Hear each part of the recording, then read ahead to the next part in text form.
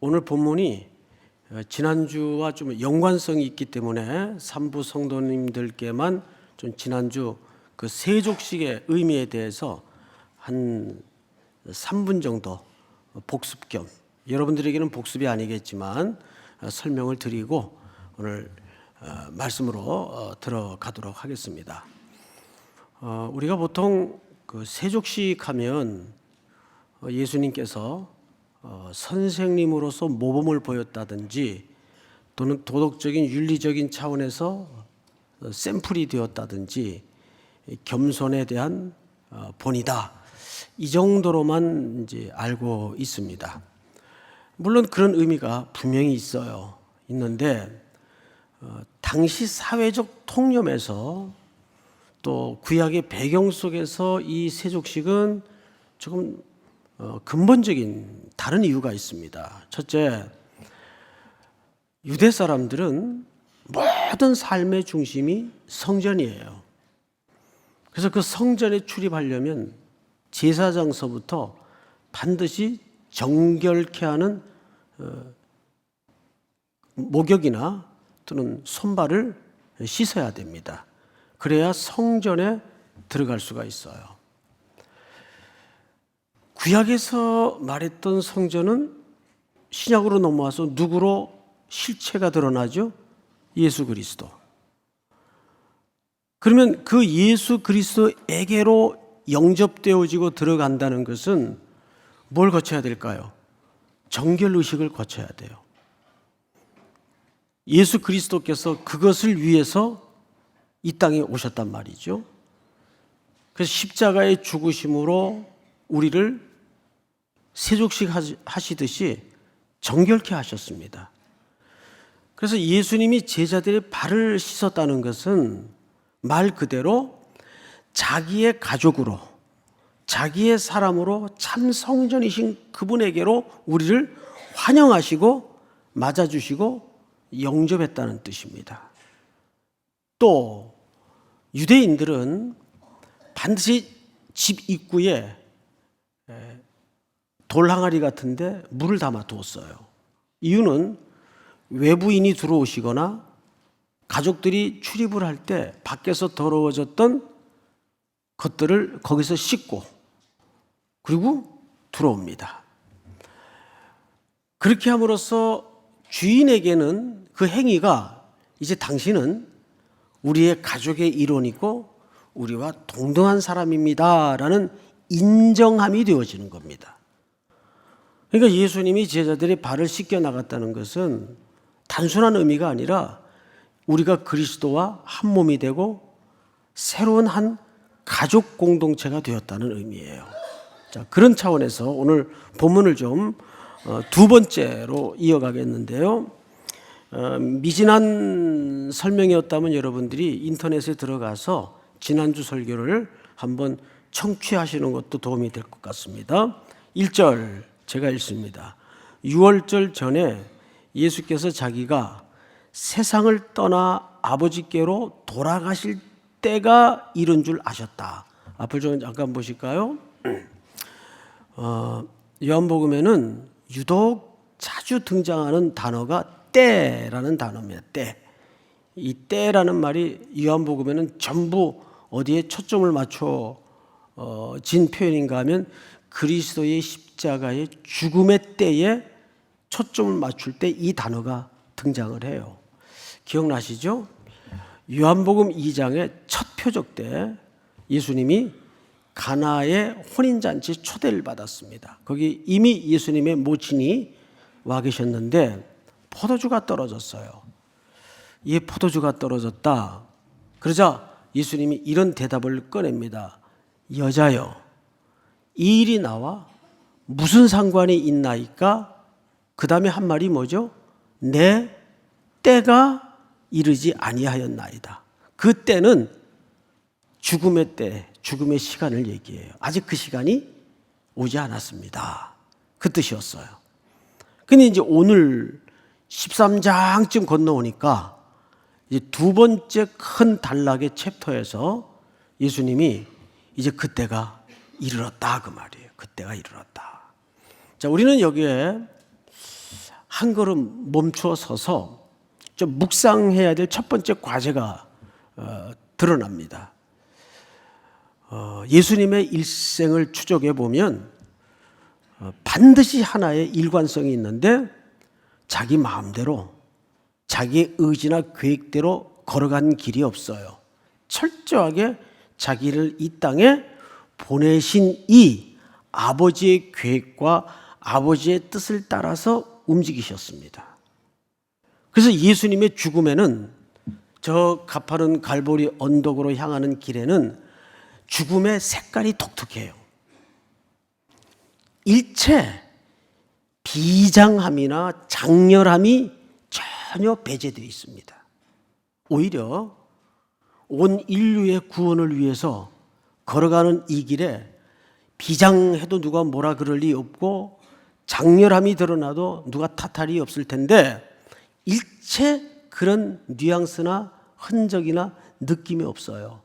그래서 담담하고 고요하게 그냥 하나님께서 인류를 구원하기 위해서 설계하신 구원의 프로그램을 따라, 그 시간표를 따라 묵묵히 뚜벅뚜벅 한 걸음 한 걸음 갈보리 언덕을 향하고 있을 뿐이에요. 자, 여기에서 우리는 매우 중요한 생각을 하나 해야 되는데, 저도 그래요. 뭐 좀 공익을 위해서나 무언가를 위해서 희생되어지고 위해서 뭔가 헌신할 때 너무 과잉스럽게 장렬감을 뿜어내고 비장함을 드러내고 싶은 심리가 이 밑바닥에서부터 꼬물꼬물 올라와요. 이게 뭐죠? 이게 자기의예요, 결국은.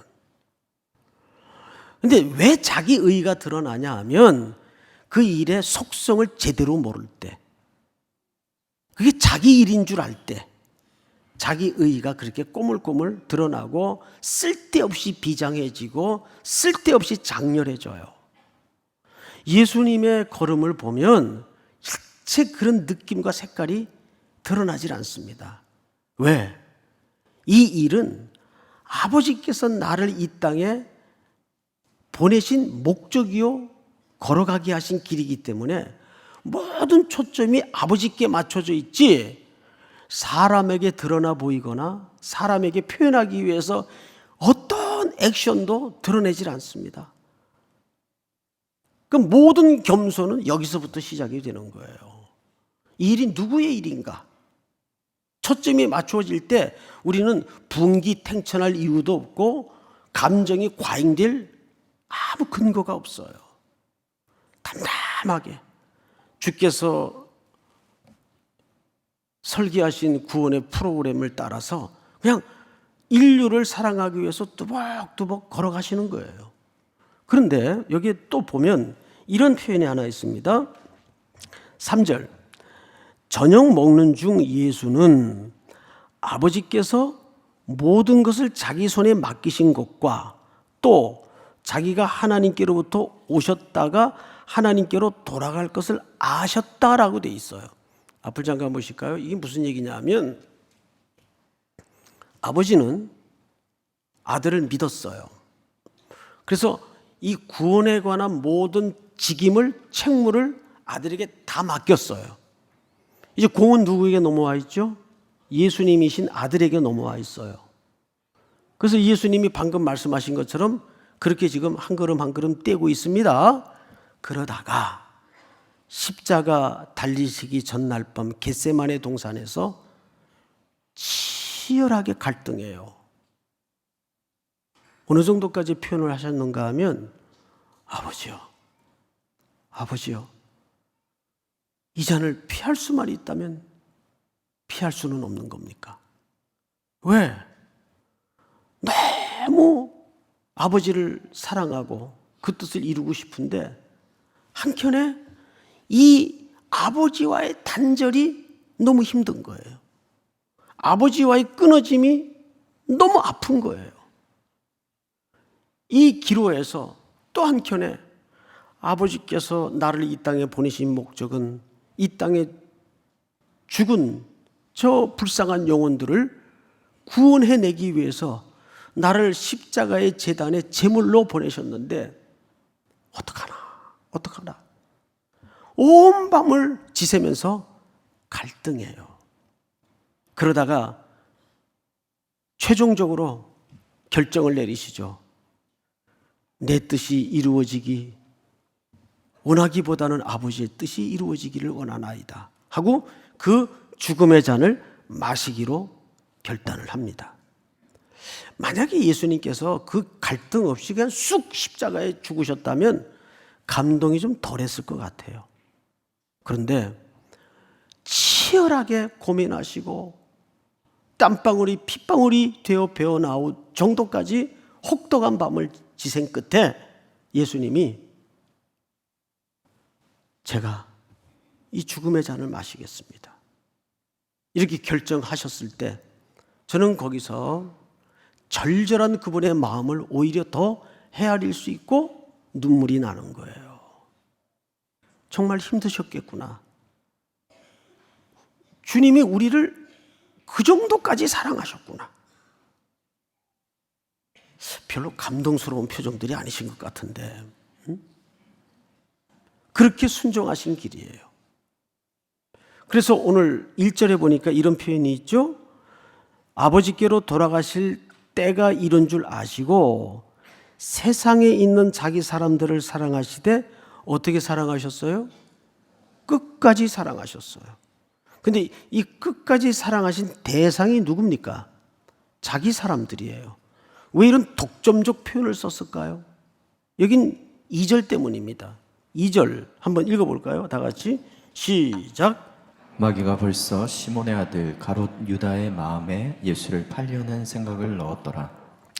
이 부분에 좀 오해의 소지가 있는데 마귀가 유다를 딱 지목해가지고 유다의 의지와 상관없이 유다의 마음에다가 배반의 마음을 집어넣었다 그 말이 아니에요. 이 자리에서는 누구도 유다가 될 수 있었어요. 말하자면 마귀가 덫을 놓은 겁니다. 그런데 거기에 누가 그 덫의 수용을 한 겁니까? 유다가 수용을 한 거예요. 그러니까 이 전적인 책임은 유다에게 있는 거예요. 원문에 보면 유다가 그것을 받아들였다라고 돼 있어요. 사역을 좀 해보면 이런 의미입니다. 유다가 예수를 배반하려는 마음으로 마귀의 제안을 받아들였다 그 말이에요.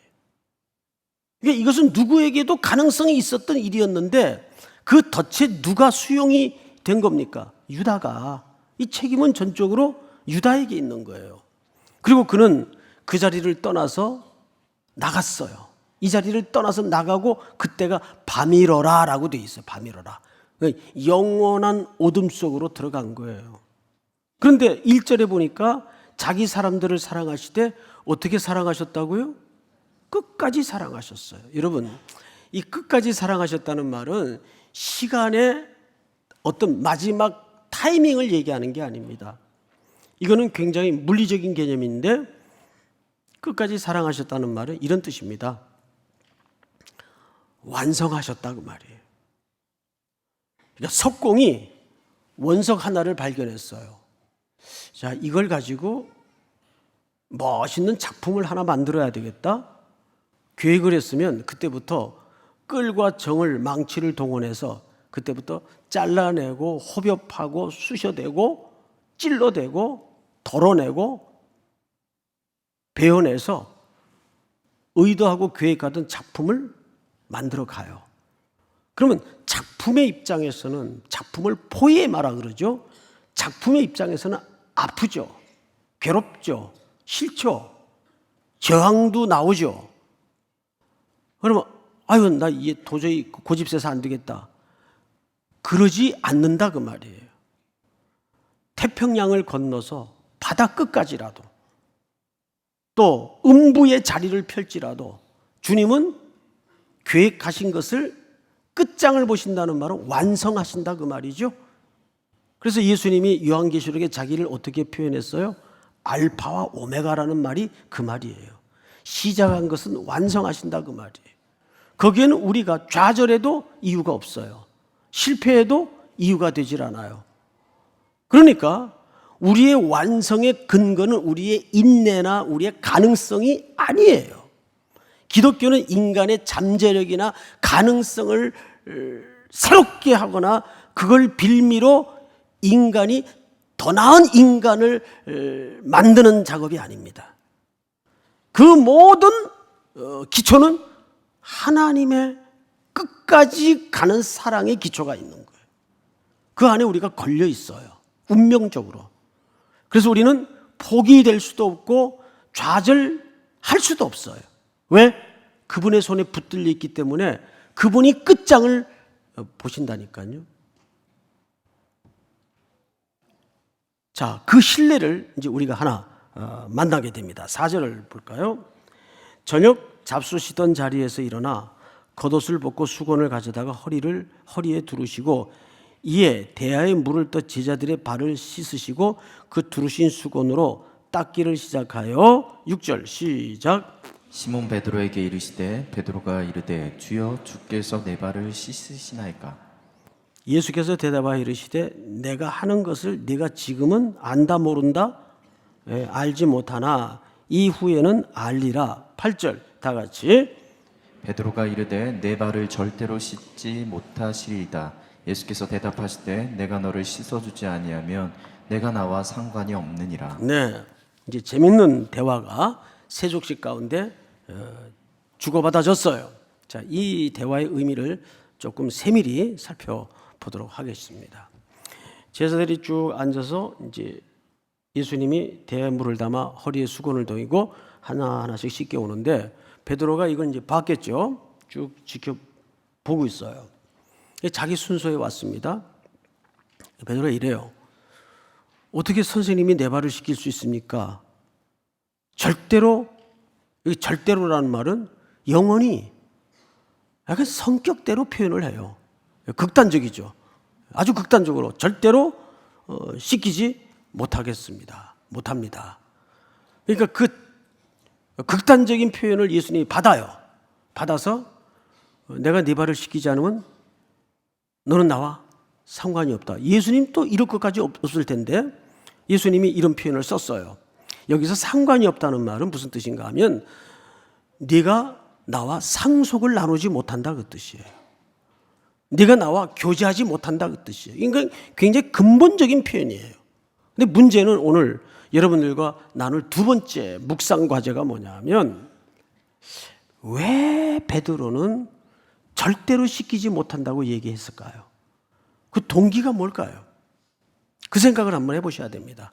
여러분들이 베드로의 입장에서 기분 나쁘게 생각하지 마시고 베드로의 입장에서 한번 베드로는 왜 그랬을까? 한번 생각을 해보세요. 굉장히 생각하시기 싫은 표정이신데 생각 좀 합시다 그래도 같이. 왜 그랬을 것 같아요? 여러분, 그 당시에 누구의 발을 씻긴다는 것은 최한 낮은 직군의 사람들만이 하는 행위입니다. 즉 종이나 노예들만이 하는 행위예요. 근데 그 일을 지금 누가 하고 있어요? 예, 체면이 가장 생명처럼 중시되던 유대 사회에 선생님이 하고 있어요. 이건 우리 오늘날 일반 상식에도 안 맞는 통념이에요. 즉 예수님이 그 당시 사회의 질서를 완전히 뒤집어 엎는 행위를 지금 하고 있다고요? 그러니까 베드로가 이렇게 봐요. 이 뭐지? 그 자기 순서에 왔어요. 어떻게 이럴 수가 있습니까? 절대로 시키지 못합니다. 과연 무슨 마음으로 베드로는 그랬을까 그 말이에요. 이런 뜻입니다. 아니, 내가 모든 걸 포기하고 이 양반을 따라 나섰는데 기껏 저분의 제자가 되어서 앞으로 이런 거 하자고 우리가 따라 나섰단 말인가? 그 뜻이에요. 그러니까 베드로가 예수라는 스승과 꿈꾸는 나라는 여전히 세상의 가치와 속성을 버리지 못한 물리적인 나라입니다. 아니 내가 기껏 모든 걸 버려두고 이분을 쫓아 나선 대가가 아니 저런 거나 지금 하자고 우리가 지금 이 생고생을 하고 따라 나섰단 말인가? 절대로 그런 일이 일어나서는 안 된다 그 말이에요. 안 된다.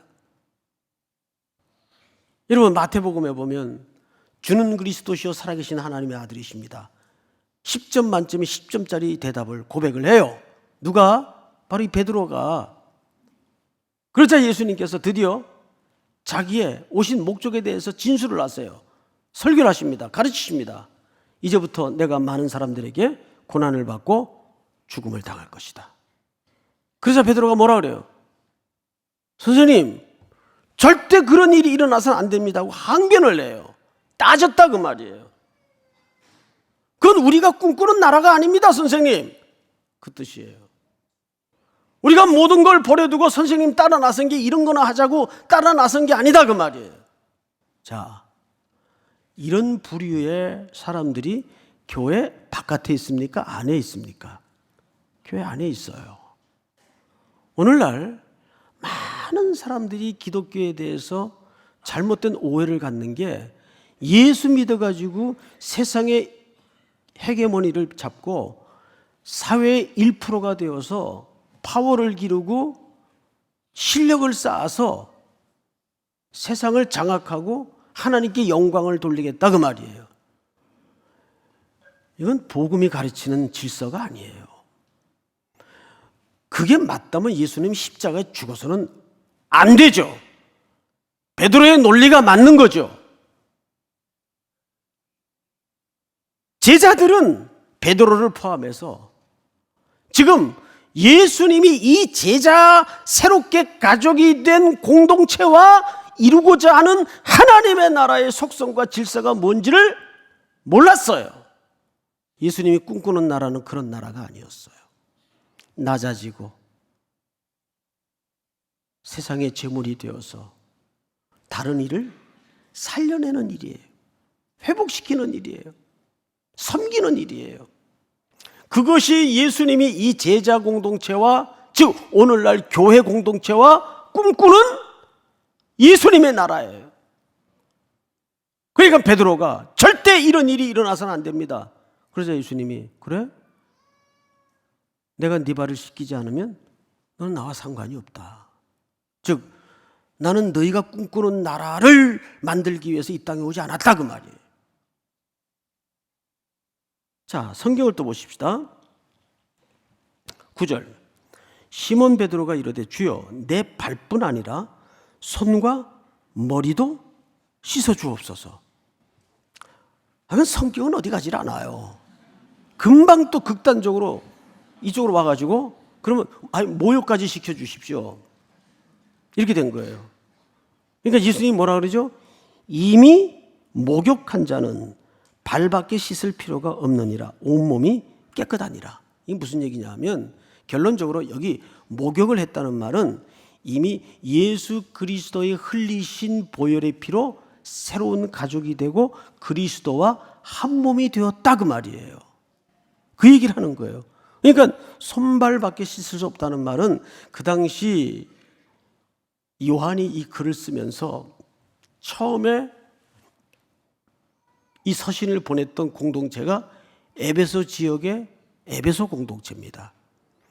그런데 에베소는 어떤 도시인가 하면 로마가 점령한 도시 중의 도시예요.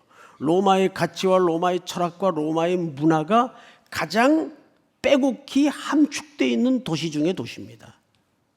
이 로마는 세계를 정복해 가면서 가는 데마다 로마의 가치를 펼쳐내기 위해서 큰 목욕탕을 만들어요.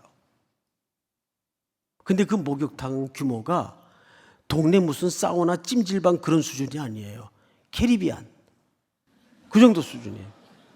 제가 얼마 전에 선교사님들을 좀 섬길 일이 있어서 중국의 모초에 잠깐 다녀왔어요. 2박 일정으로. 그 이튿날 선교사님이 목사님 여독도 좀 풀 겸 사우나나 한번 모시겠습니다. 그래서 가자고. 그래서 차를 타고 한참 외곽으로 사우나를 갔는데 들어갔어요. 사우나에 들어가서 길을 잃어버렸어요. 실제 얼마나 큰지. 서로 찾다가 못 찾아가지고 나중에 밖에 나와서 서로 만났어요. 어디가 있었냐고. 얼마나 넓은지. 이야, 대륙의 스케일 말만 들었지 체험해 보니까 이게 차원이 틀려요. 로마의 목욕탕이라는 것은 그 정도 규모예요. 그래서 그 안에 큰 탕 안에 이제 몸을 씻고 다 씻은 후에는 옷을 갈아입기 위해서 탈의실로 갑니다. 그럼 탈의실로 걸어가는 동안에 또 발이 더러워져요. 씻었지만.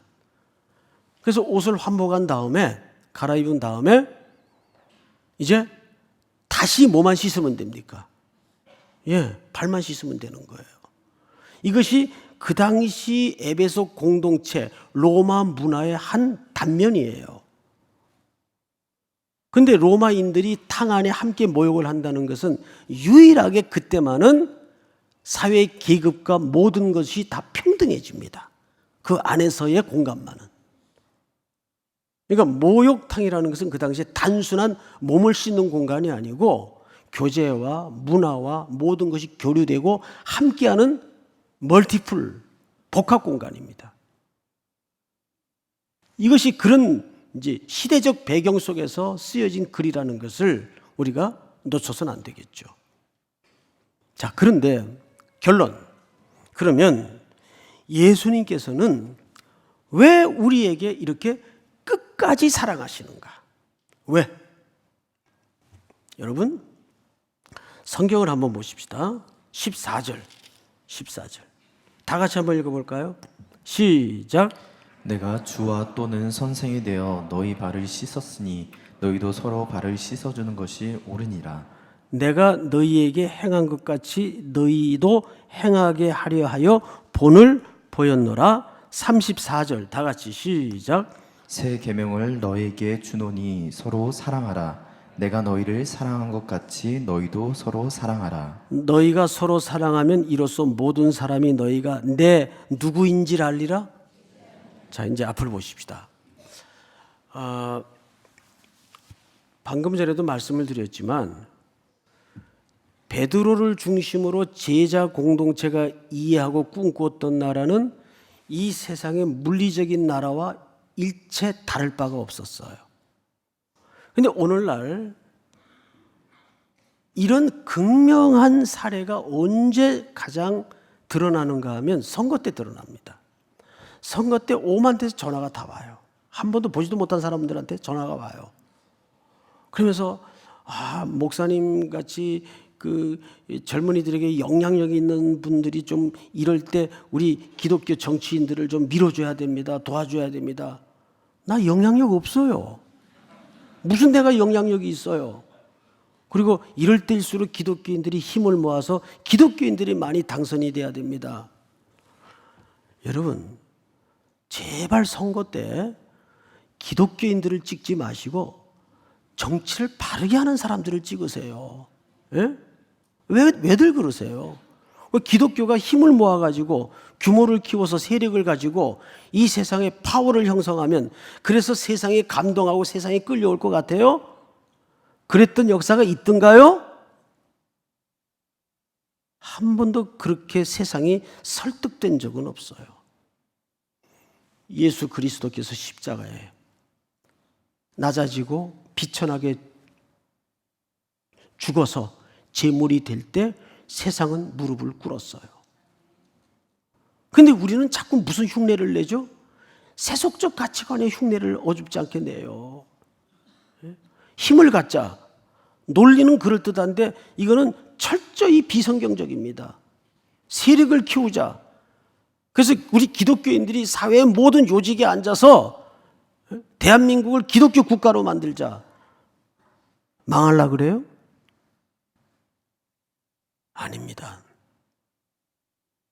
세상이 우리를 그리스도의 제자로 설득당하고 알 때는 우리가 철저하게 낮아질 때,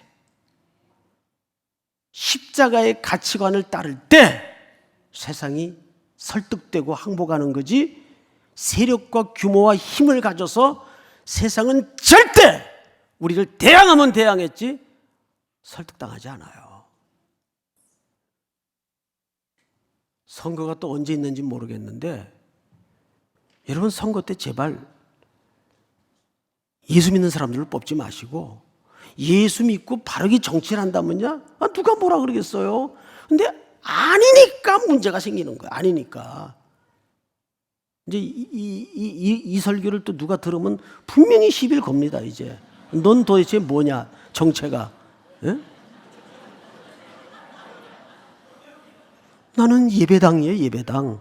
아무 당도 아니에요. 나는. 에?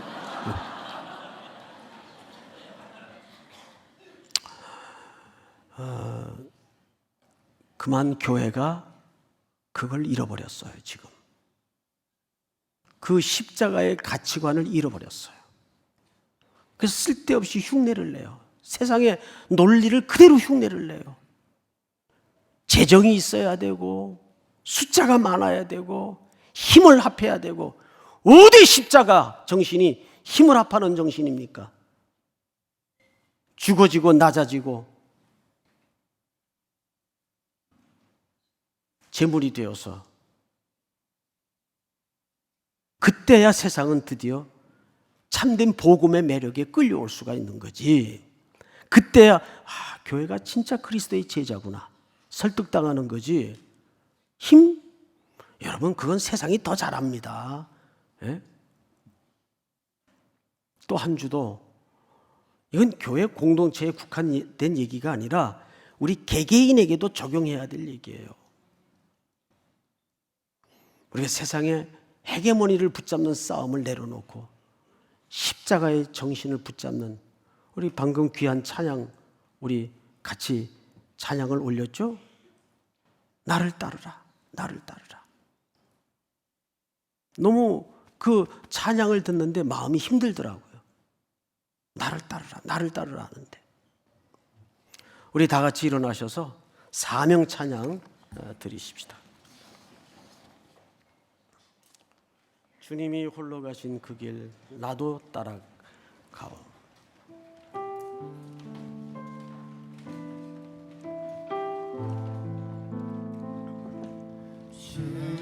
주님이 홀로 가신 그 길 나도 따라가오.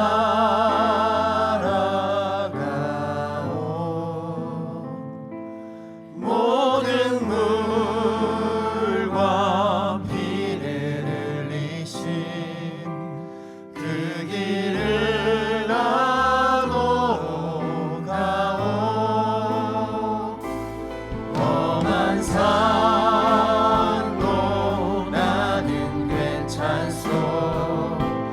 바다 끝이라도 나는 괜찮소. 죽어가는 저들을 위해 나를 버리길 바라오. 아버지 나를 보내주오. 아버지 나를 보내주오. 나는 달려가겠소.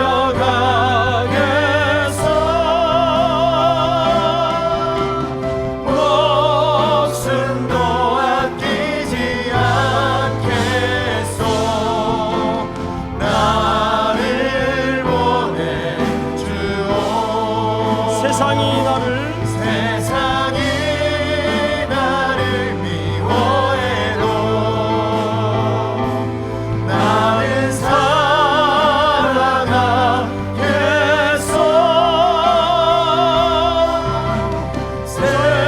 세상을 구원할 십자가 나도 따라가오. 우리 이 시간 다 같이 한번 서신 채로 기도합시다. 두 가지 제목을 나누면 좋겠는데요. 첫째, 나를 사랑하시되 끝까지 사랑하시는 주님 앞에 우리 운명의 기초가 있음을 믿으십시다. 나는 포기하고 싶고 때로는 좌절하고 싶지만, 낙심이 되지만 주님이 나를 끝까지 완성하실 것이고 사랑하신다는 그 약속에 우리 인생의 기초를 두십시다. 방금 올렸던 고백처럼 이제 세상의 헤게모니를 잡는 싸움을 내려놓고 십자가를 붙잡는 제자로 살겠습니다. 우리를 새롭게 하여 주시옵소서. 이 땅의 물리적인 세력을 붙잡는, 지위를 탐욕하는 싸움을 내려놓고 십자가를 붙잡는 제자로 살겠습니다. 주여 부른 다음에 소리내어 통성으로 기도합니다. 주여.